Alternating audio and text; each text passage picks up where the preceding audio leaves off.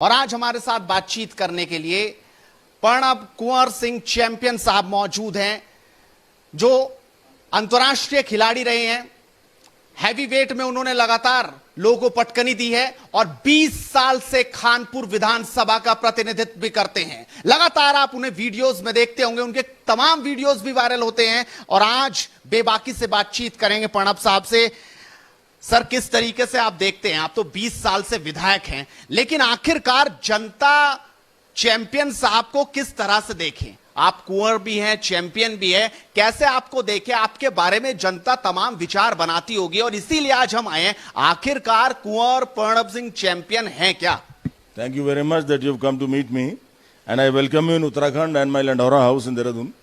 देखिए, मेरी एक मान्यता है कि मनुष्य को अपने जीवन में एक ही जीवन मिलता है। अलग अलग विधाओं का, विधान का, शिक्षा का और तमाम चीज़ों का एक्सपीरियंस होना चाहिए। हमारी पहचान ये नहीं होनी चाहिए कि हम लगातार 4 बार से चुनाव जीत रहे हैं विधायक का, 3 बार से लगातार जिला पंचायत चुनाव जीता मेरी धर्मपत्नी ने, मैंने 7 इलेक्शन जीते हैं, कि मैं खाली चुनाव जीतने वाली एक चीज़ हूँ। Vote I am besides being an MLA, एक विधायक के अलावा मैं और क्या हूँ, उस पर स्ट्रेस रहना चाहिए। क्योंकि देखिए, पद मिल जाने से मनुष्य के अंदर कोई बदलाव नहीं आ जाता। गधे के सिर पे कुरान रख देंगे तो मौलवी नहीं बन जाता है। तात्पर्य है उच्च शिक्षा होनी चाहिए, आपको एक एक्सपोजर राष्ट्रीय स्तर पर, अंतर्राष्ट्रीय स्तर पर मिलना चाहिए, और एक्स्ट्रा करिकुलर एक्टिविटी में आपने क्या अचीवमेंट किया, आपका बैकग्राउंड क्या है, आपके संस्कार क्या हैं, इन सब को मिलाकर जब एक व्यक्तित्व बनता है, उसको मैं परिभाषा में कहता हूं समाज परिवर्तक, समाज सेवी भी नहीं। आई डू सोशल इमेंसिपेशन, समाज में बदलाव लाने का कार्य करते हैं। जो उच्च शिक्षा हासिल की है, जो मां भगवती की लगातार अर्चना से शरीर उपार्जन किया है, 7 साल national heavyweight champion 110 kg weight में रहा हूं, सिविल सर्विसेज के अटेम्प्ट्स भी दिए हैं, हाईली एजुकेटेड हूं, उस सब का मिश्रण मेरा एक मल्टीफैक्टोरियल पर्सनैलिटी को बनाता है, जिसके लिए जनता हमें बार बार चुन रही है। मेरी धर्मपत्नी लगातार 3 बार से जिला पंचायत सदस्य हैं। उस स्वर्गीय विधायक श्री महेंद्र सिंह भाटी जी की पुत्री हैं, जो नोएडा दादरी से 3 बार लगातार विधायक रहे। मैं लगातार 4 बार से हूं। पिताजी 40 साल पहले विधायक थे। दादाजी हमारे राजा बलवंत सिंह जी 90 साल पहले से विधायक थे। तो इस परिपाटी को हम चला रहे हैं समाज सेवा की। ये कहना चाहूंगा कि औरों से जो अलग हूं, इसलिए बार बार चुन रहे हैं।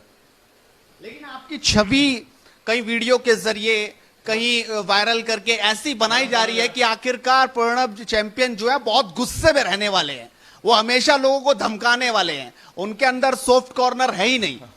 देखिए, होता यूं है कि जैसा कैमरा दिखाता है आपको उतना दिखता है। कैमरे के अलावा मनुष्य क्या है? अब जो आपका आकलन कर रहे हैं, पहले उनकी योग्यता देखिए।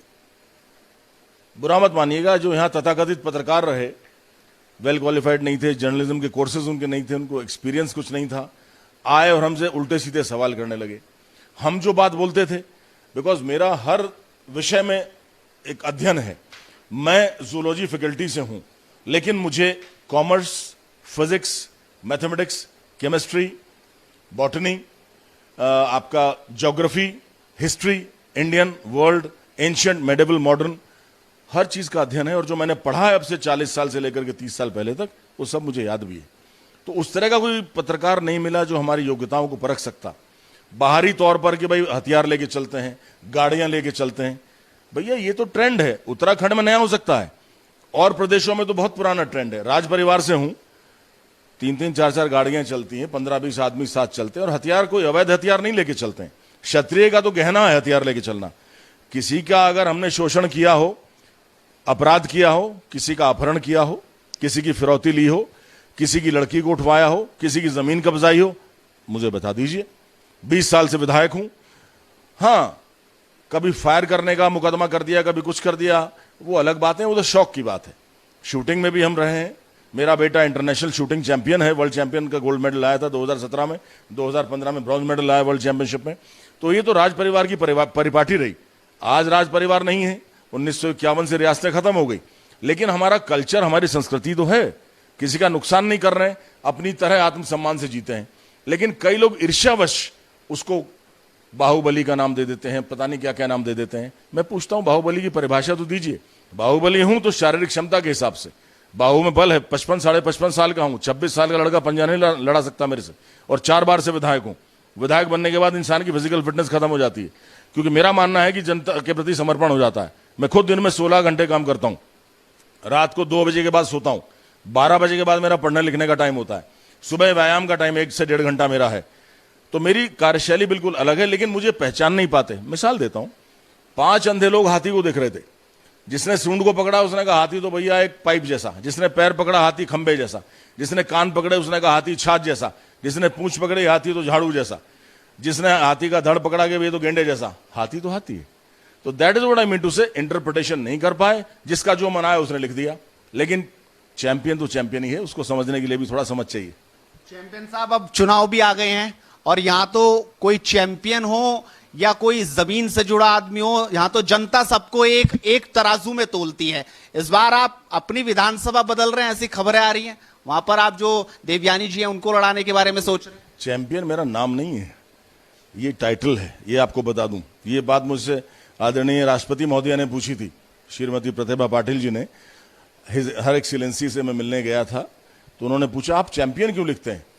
मैंने कहा एक्सीलेंसी ये नाम नहीं है, मैंने एशिया में चैलेंज दिया था, चैंपियन ऑफ चैंपियंस, 13 चैंपियंस को हरा करके चैंपियनशिप जीती थी ओपन चैलेंज में। तब से चैंपियन शब्द मेरे नाम के साथ एज ए टाइटल जुड़ा हुआ है, एज अ नेम नहीं। तो चैंपियन मेरा टाइटल है, ये कोई छीन नहीं सकता। और देखा जाए तो पढ़ाई में रहा तो चैंपियन, स्पोर्ट्स में रहा तो चैंपियन, और ईश्वर कृपा से आज राजनीति में हूं तो भी चैंपियन ही हूं। जहां जाता हूं हारता नहीं। क्यों? क्योंकि जनता का सम्मान करता हूं। आपने कहा ना जनता जिताती है, कोई चैंपियन नहीं। चैंपियन तो चैंपियन ही है। क्यों? क्योंकि जनता के लिए अपना खून पसीना लगाता है, उनके असंभव को संभव कार्य करके लाता हूं। विकास पुरुष का तमगा मुझे मिला हुआ है, क्योंकि मैंने 20 साल में इतना काम किया। मैं आपको बताऊंगा, मेरी विधानसभा से मंत्री रहे काजी सैयदुल जमा साहब 3 बार मंत्री रहे, काजी मोहुद्दीन साहब 2 बार मंत्री रहे, बाबू Narayan Singh ji deputy chief minister Uttar Pradesh के रहे, मुफ्ती मोहम्मद सईद साहब तो जाकर के केंद्र में गृह मंत्री बने।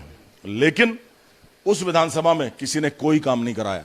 2002 में जब मैं विधायक बना एज ए निर्दलीय, तो मुझे विरासत में पिछड़ापन मिला था। मैंने उस 5 साल में इतना काम करा दिया जो आजादी के 55 साल में नहीं हो पाया था। तो ये विकास होता है, बताऊंगा कभी आपको। लेकिन आपने बात की विधानसभा बदलने की, मेरा अनुग्रह यह है कि मैं भारतीय जनता पार्टी का कार्यकर्ता हूं, और कार्यकर्ता संगठन से मांग करता है। तो मैं आदरणीय संगठन से मांग कर रहा हूं कि मुझे ऐसी जगह से लड़वा दें जहां पर भारतीय जनता पार्टी आज तक नहीं जीती है, और मेरे स्थान पर मेरी धर्मपत्नी रानी देवयानी सिंह, जो लगातार 3 बार से जीतती आ रही हैं जिला पंचायत का चुनाव, जिनके पिता खुद बहुत माने हुए नेता रहे हैं नोएडा दादरी क्षेत्र के, जिनके पति खुद 4 बार के विधायक हैं, उनको तजुर्बा भी है, और महिला सशक्तिकरण के तहत खानपुर से उनको टिकट दे दिया जाए। मुझे कहीं से लड़ा दें जहां भारतीय जनता पार्टी नहीं जीती है। मैं प्रयास करूंगा कि भाजपा का झंडा बुलंद कर सकूं, कीचड़ में कमल को खिला सकूं। आप तो लगातार कमल खिला ही रहे हैं, लेकिन एक सवाल यह भी है कि लोग सोचते हैं कि आप मंत्री बने, एक पहुंच आपकी बने, सिर्फ एक विधानसभा तक सीमित नहीं रहे, लेकिन वो आखिरकार कमी कहां रह गई? वो विश्वास आखिरकार कैसे केंद्रीय संगठन में नहीं बन पाया या राज्य संगठन में आप नहीं बना पाए? देखिए साहब, beauty lies in the eyes of beholder. मैं फिर कहूंगा कि मुझे समझने के लिए आदमी के अंदर समझ चाहिए। हीरे की कदर जौहरी को होती है, शायद वो जौहरी अभी नहीं मिला है, लेकिन हमें उससे लेश मात्र फर्क नहीं पड़ता। जहां हूं, जैसा हूं, कर्म करता हूं, विकास करा रहा हूं। मेरी विधानसभा में आके देखिए 20 साल पहले क्या हाल थे। नरक थी, बाढ़ आती थी, 3-3 महीने लोग अपने घरों की छतों पर रहा करते थे, 8-10 फुट पानी हो जाया करता था। बीमार हो गया तो डॉक्टर नहीं, मौत हो गई, ना दफनाने की जगह ना जलाने की जगह, पानी में बहाना पड़ता था।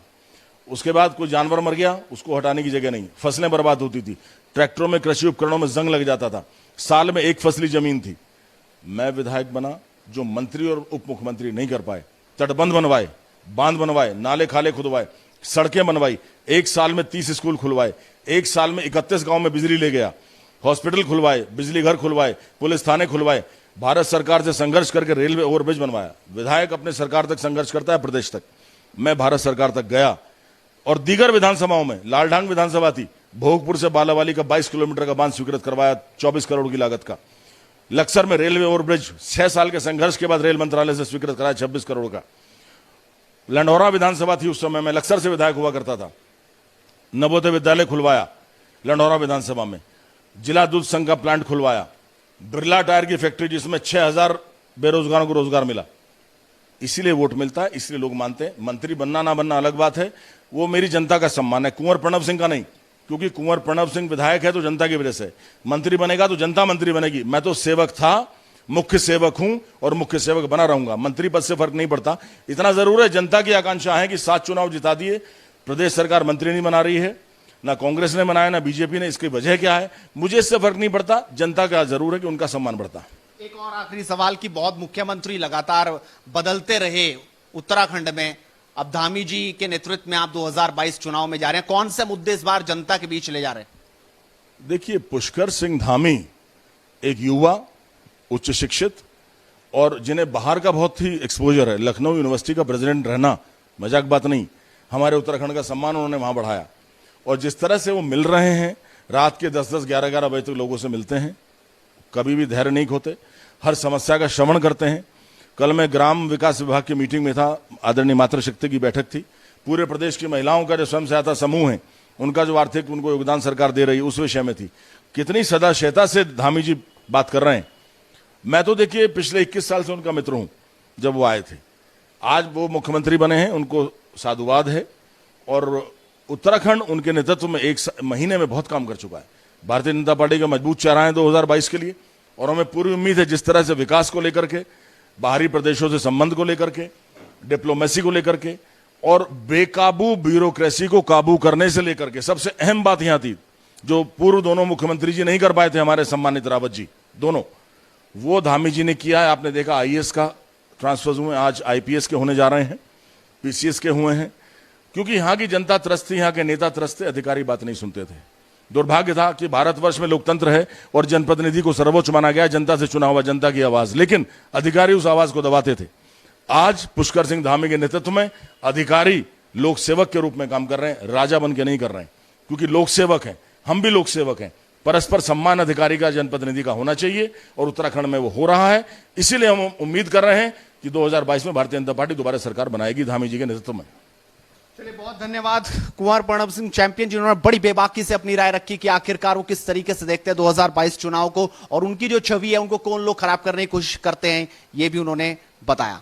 आप भी बेबाकी से बोलिए, इस वीडियो को शेयर कीजिए, अपनी राय रखिए, जुड़े रहिए एडवांस इंडिया नेटवर्क के साथ, क्योंकि मुद्दे की बात बेबाकी से जारी रहेगी। नमस्कार।